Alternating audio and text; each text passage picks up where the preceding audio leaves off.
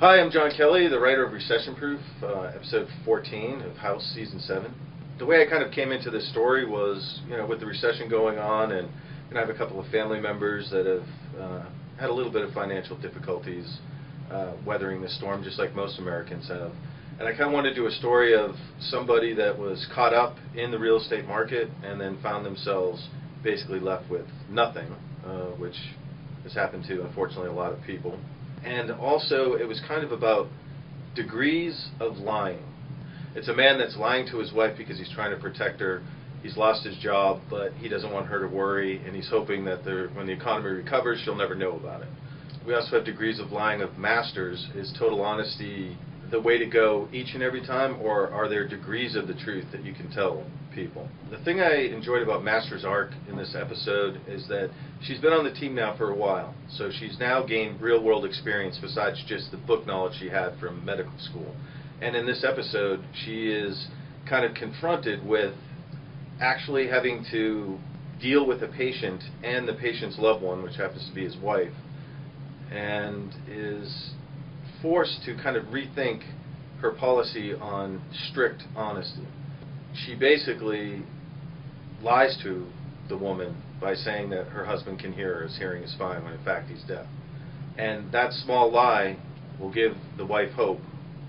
And you can also tell that it kind of takes a lot out of Masters. It's a kind of a pivotal point in her young medical career. The Todd Foreman story in this week's episode, it was great for me to write as a writer because it gave me a chance to get out of the hospital and kind of take a look at another side of the life of our characters that we normally don't get to see.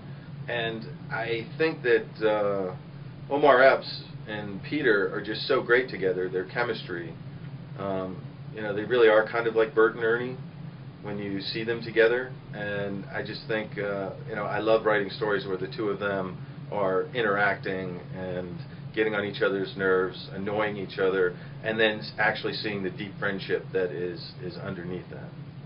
So a big question in this episode, did House ever intend on going with Cuddy to this charity gala event?